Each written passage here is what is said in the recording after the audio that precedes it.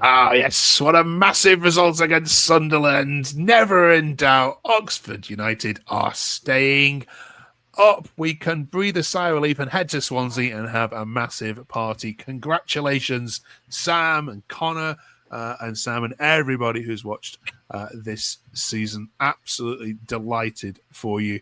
Sam, how did that feel when the second hit the back of the net? A bit of delirium. There was, I was as soon as it went out, I was looking across to the lino to see, oh God, has he got his flag up? But yeah, really special. It's one of the most Oxford United things to do, to put in a shocking performance against Cardiff. Arguably up there with the QPR loss at Loftus Road, one of our worst away losses of the season, away performances of the season, I should say, and then put in a really, really good performance against a Sunderland side who, yes, aren't on great form, but the quality of their players. We spoke about after we played Denmark that I thought they were one of the best teams in the division, and the boys went out there, they started the game intently, aggressive, and eventually got 3 points. Well deserved. We'll look at some tweets in a second. But Connor, little Oxford staying up. Was it ever in the doubt in the back of your mind that would happen? I think that going into this game, it was very similar to how it was in the playoff final last year, in that being that there was more of a hope for a result rather than an expectation.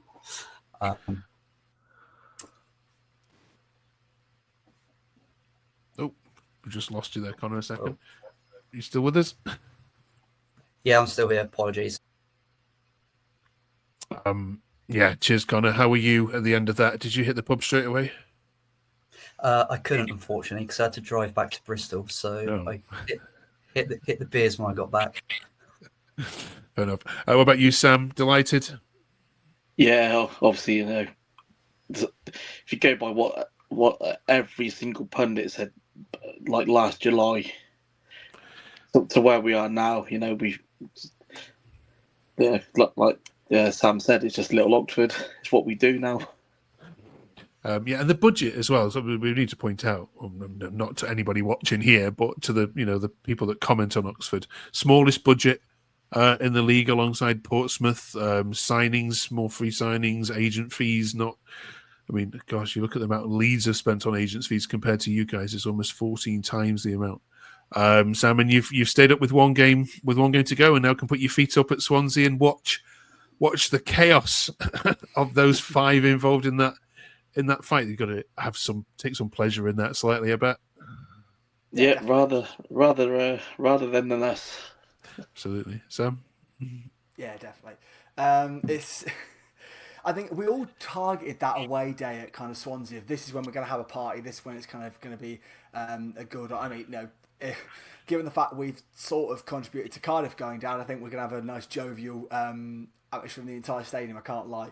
But yeah, the boys, they've really, really stuck it out, and Connor's spot on in the sense there was a lot of kind of similarities to the playoff final in that performance, and the entire club has.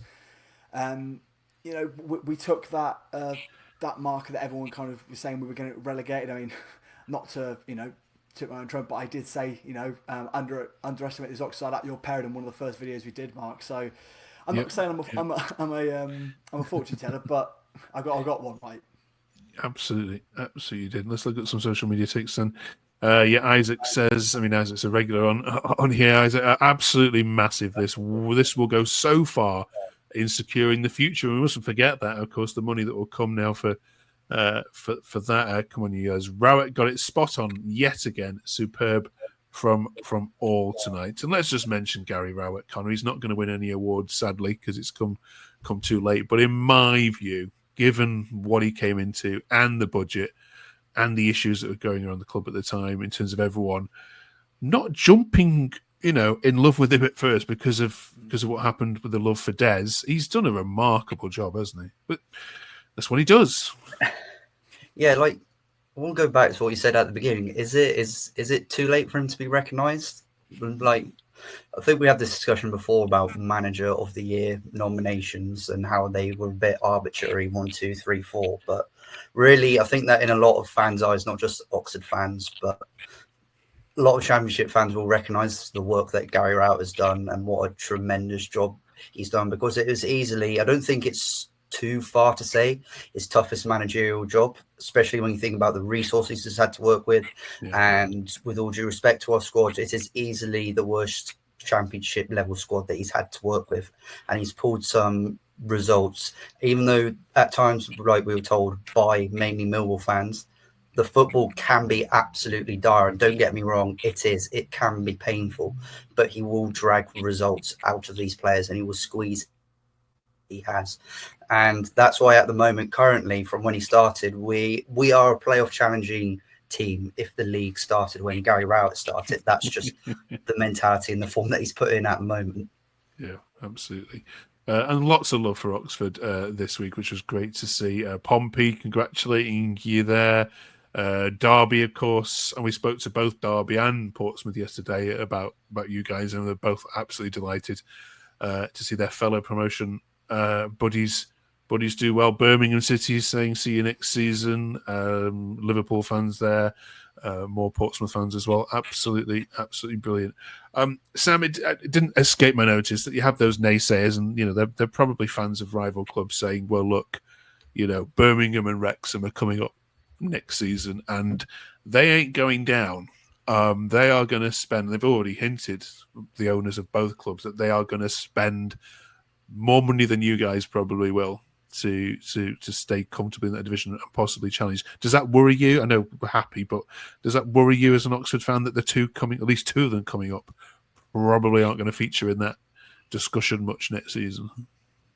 I mean, if you look at what they spent this season, to get back into the Championship, you think what they're going to spend to stay in it. Yeah. Our budget's never going to be big, but like we discussed earlier, staying in this division, we worked out about, is it 22 million saved just by staying up? So what's to say we can't spend a little bit more? Yeah. And Sam, do you trust your owners to invest where investment's needed now? I mean, you've Sheffield Wednesday, Watford are all very unhappy with their owners. Cardiff have gone down because of their owners. Do you think your ownership gets what the fans need and want, and also they're sensible, they're not reckless like Reading have been? I think it depends on. There is certainly the owners have shown. We talked about it when Romane first signed, in a sense that the budget that I'd heard we had, they'd gone, no, we want to sign this player, we're going to pay the money to get him, and they're not poor owners by any stretch of the imagination. So they're not the richest owners in the division, but they're also not the worst off. So I think they will spend significant money, especially compared to last season, to give us the resources to stay in the division. That's going to be the goal again next season, is stay in the division and then going from there, build on to try and maintain our status as a Championship football club. I just want to make one quick comment, Mark, about the Wrexham thing, because Birmingham obviously spent 35 million quid to in League One, which is outrageous, 25 million of that on Jay Stansfield. But Wrexham going to be a really interesting club to watch, because if you look, they've got a very similar crop of players to what they had in the National League. They've kind of added, the odd player for League Two and League One level. They're going to have to overhaul that to be able to stay in the Championship. So that's going to be a lot of business. And as we saw with Charlton last season, many new faces in the door does not make instant chemistry. Yeah, it's a really, really good point. Connor, what should be the? I know this is we'll talk more about this next season, but what should be the club's ambitions, do you think, then next season? Is it just another case of let's just survive? Let's just let's do 2-3 years of just surviving. Doesn't matter if it's 13th, 14th, or do you want to see them being a little bit more ambitious? I think the sign of every successful football club is that you want to, and a sign of every person really, in whatever walk you do, you want to improve on each year. So if we were to finish, say at the end of the season, 20th, okay, for next season we finish 18th, 17th, that's progress. If we finished 15th, why shouldn't we be looking to finish around mid-table? I think ultimately, when looking at it a bit more sensibly, I think that fans next season again, especially with who's coming up and who's going down, it's probably going to be a lot harder next season, as we've already touched upon. So a lot of fans will say, yeah, just finished 21st. But I think we can be fairly sure that that's not going to be Rowett's or the board's aim either, to make sure that we're 21st. It's going to be look for improvement. I think there's going to be a lot of changes in the playing squad over the summer, and Rowett's going to have a lot more expectations on some of the players that are going to be brought in. So I think that as a club, we've come here, and as said in title, little old Oxford staying up. So we should carry on to prove that we're not just a little old club that is grateful to be here. We're part of the Championship now. Well said. A couple more points then before we finish. Sam, end of season awards happened as everybody on this podcast predicted a couple of weeks ago. Kieran Brown picked up the player of the year. Sam, that was easy money, wasn't it, to win on that? There was never going to anybody else, was it? Yeah, I think we discussed possibly Jamie Cumming, but yeah, it was for outfield. It was a no-brainer. He's just been consistent. It's a shame with the injury now that he's going to be out for quite some time, but there's no reason why he can't come back and just pick up where he left off. He's been sensational this season. Fantastic. Brilliant. Right, let's look ahead to next season then, shall we, a little bit? First of all, most important question, Sam, what colour does the away shirt need to be, please? You've had a couple of nice ones recent years, but what would you like to see? So I like when we have a white away kit.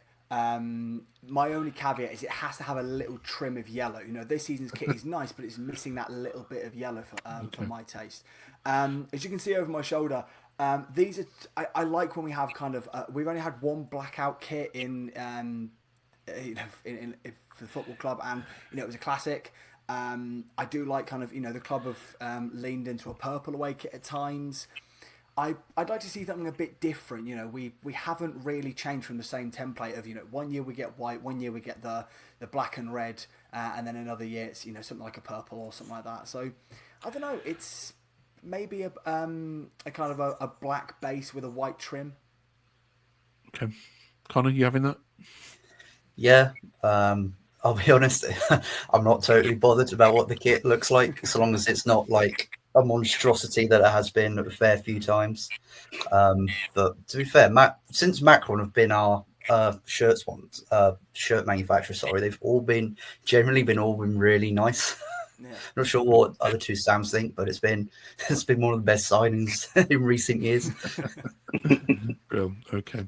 Right then. So final day drama for those down at the bottom, which will not include Oxford now. So just one name from all of you to this one question then, Sam. Who would you like to see drop down in your place where everybody thought it was going to be you? Oh, not sure really. I've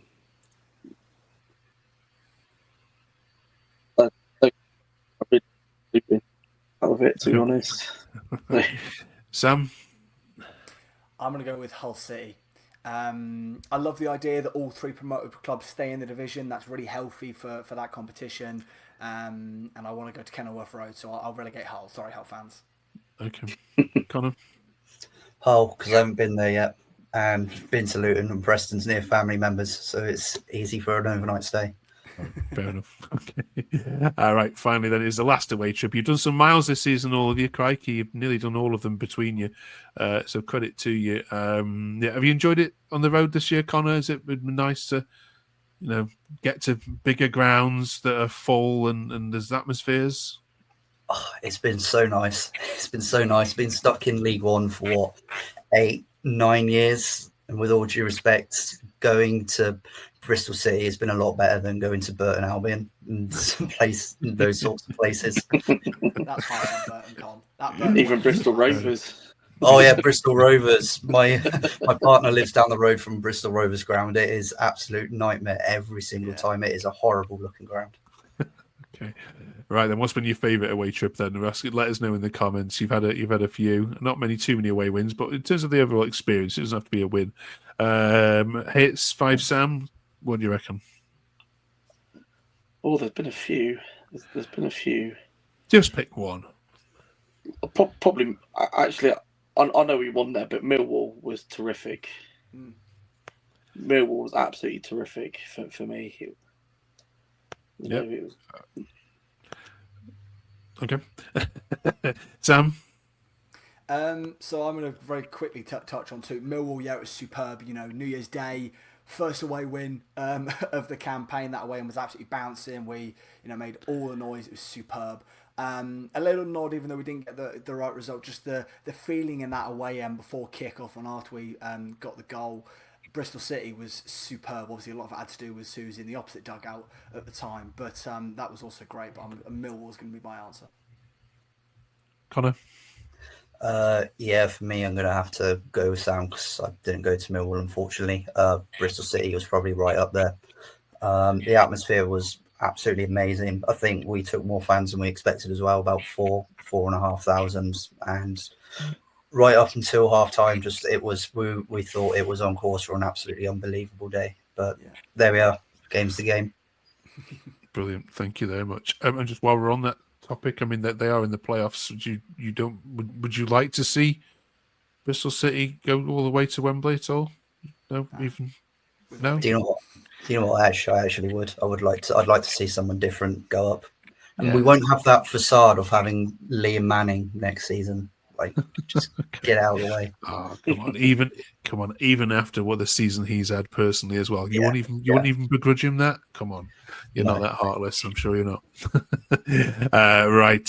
Thank you very much. Look, main thing. Congratulations to Oxford. Absolutely brilliant. It's been, what are we on now? 38 recordings we've done of this, and it's nice to say before we finish the final one next week, Oxford are staying up. Amazing news. Thanks for watching. See you next week as we review the whole season in our final record on Where Yellows Walk. Have a great week, everyone. Enjoy the party at Swansea.